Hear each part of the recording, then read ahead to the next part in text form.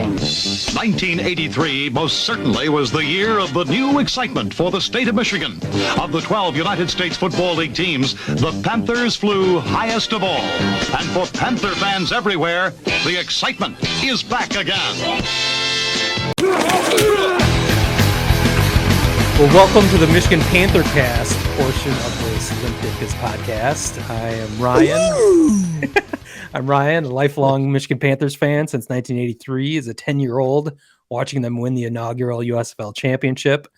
My co-host here is Pete, who has zero interest in the USFL, being from Chicago, never got into the Chicago Blitz, but I'm going to try to make him a fan. And we attempted that. I believe it was the previous Panther Cast. It was a few weeks ago. That's right. So I gave you an assignment. We'll get to your homework here at the end. But before that, we do have some USFL news to talk about. As Birmingham, Alabama, the city council there officially approved plans for the USFL to play games there this year, which is a good thing. That's been rumored and talked about for months now, it feels like, but it became official this week, so that's good news. They announced that they will be playing games in not one but two stadiums there in Birmingham. They'll be playing at the famous Legion Field, as well as Protective Stadium, which I mentioned in a previous episode. That was the site of the Birmingham Bowl. It sounds like they're going to play 8 to 11 games possibly at Legion Field, with the remaining 30 plus games being at Protective Stadium, which is a more modern, smaller facility, which is probably a better place for USFL games to be played. So that was some news. Other news that came up was the draft will be held February 22nd and 23rd, with training camps beginning the week after. I believe March 1st is the go date for that. I also found out there are going to say any players eligible that has been out of high school for 2 years.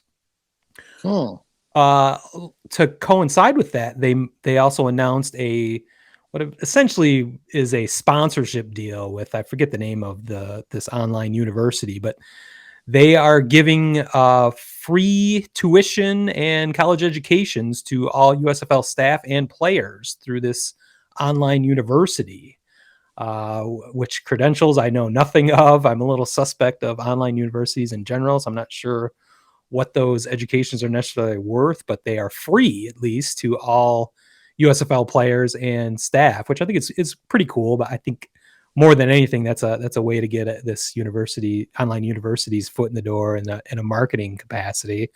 And it's a little bit of nice PR for the USFL. So that's kind of cool, I guess. I don't know really how to read that until you know more about this university and how people are actually going to be using it. I don't know a ton about players that'll be drafted. It sounds like the pool they're going to be drafting from is maybe around the kind of XFL players you've heard of, or probably have not heard of. The Spring League, which I don't even know if you know about that. I know a little bit about it. It was on, I think it was TBS last year. That's essentially what this USFL has been based on.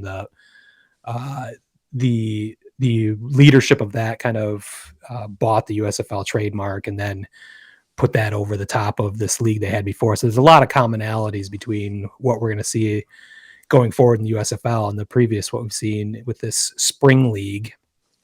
Now correct me if I'm wrong, and I don't know if you know this, but in the Spring League, aren't NFL players allowed to participate?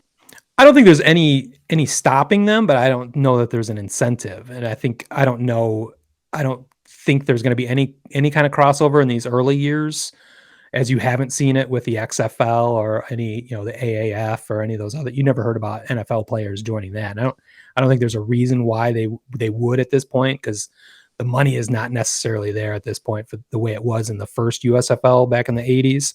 It's a very different business model that could eventually, become a rival to the NFL down the road. But the astronomical sums of money that the original USFL owners were paying is just not there, mainly because there's central ownership. There isn't individual ownership yet. It is still all owned by the Fox company, and with certainly large investments from NBC now, as they've both are both going to be broadcasting games. I guess the biggest news that's come out in the last week or so are 4 of the 8 team coaches were announced last week, which I thought was kind of odd, only announcing half of the team's coaches, which the Michigan Panthers still do not have a coach. So it's like half their competition has a week's leg up so far, and I've not heard an announcement when the Panthers will be getting a coach, or that whole other half of the league will be getting their coaches. It's kind of interesting, though. You look at who they did announce as coaches. It's kind of a mix of former prominent NFL coaches and college coaches. With Kevin Sumlin is one that you might know him from Texas A&M and Houston, University of Houston. Todd Haley is former Chiefs coach, I believe, back probably about 10 years ago.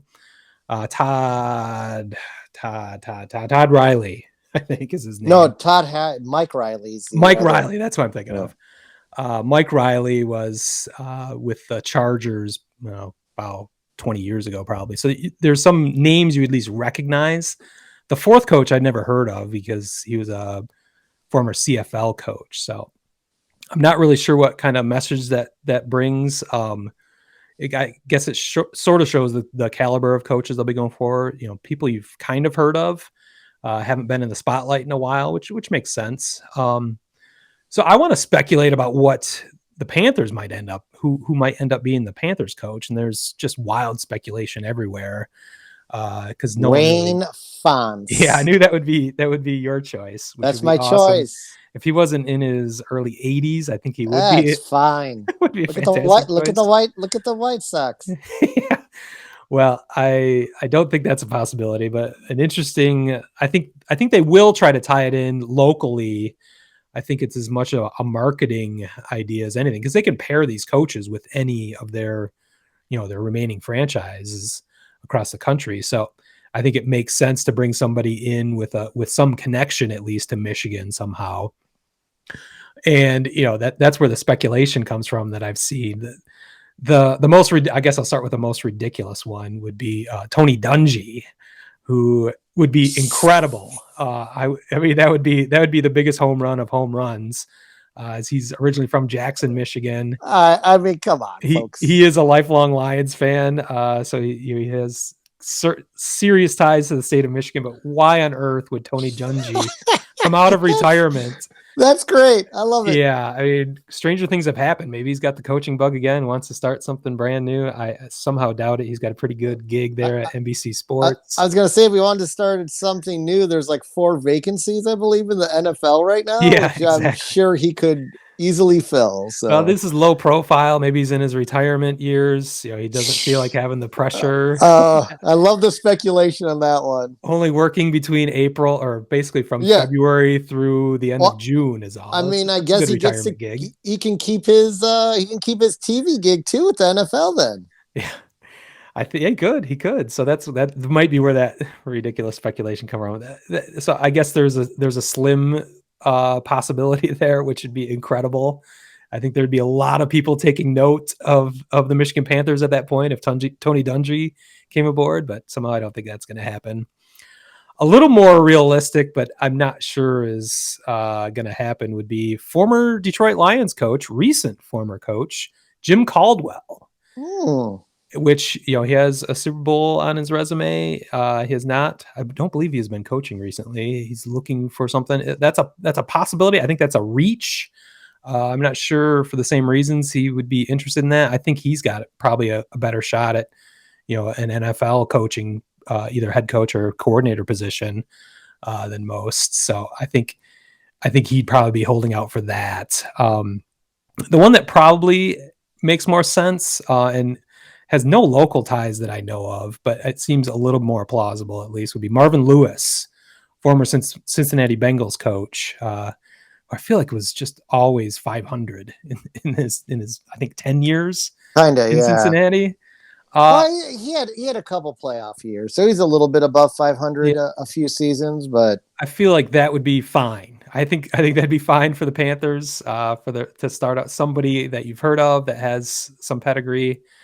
Caldwell would be my number one choice that borders on reality. Obviously, Tony Dungy would be great, but I don't think that borders on reality. Caldwell, I thought he was a great man. I'm not sure he was a great coach. And I don't think that really necessarily matters in the beginning of the USFL.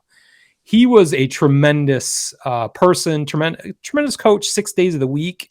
On game day, it felt like he was in over his head. His game time decisions would elude him from time to time, and he never had the gumption to really argue for the Lions cause, which really drove Lions fans nuts, including myself. Where it didn't feel like he had it was in his personality to necessarily fight for us. And the rest of the week, you knew he was a good person, a true leader, a good X's and O's coach. But I just think at game time, it just sort of eluded him. But I think again that'd be fine for the beginning of a new franchise, a new endeavor in the USFL with the Panthers. So I think that'd be the best. There's probably going to be some surprises, as the first round of coaches were very surprising to almost everyone, I would think. I haven't heard any more substantial rumors than that. The only other news that was happening last week was that Gene Chizik, former Auburn coach, national champion, I believe about 10 years ago or so, was rumored to be part of this first USFL crop, and he addressed those rumors the day of believe his last Wednesday when the announcements were made. But he was not involved in that announcement. So I don't know if he's still a potential candidate for these 4 remaining USFL jobs, but it sounded like that was not going to be. So it's hard to say. We'll see where that goes. Literally what I'm saying is I have no idea. It's going to be fun to see how they go about this, who ends up in Michigan. I don't know a timeline either, which is strange because, as I mentioned, the draft starts February 22nd.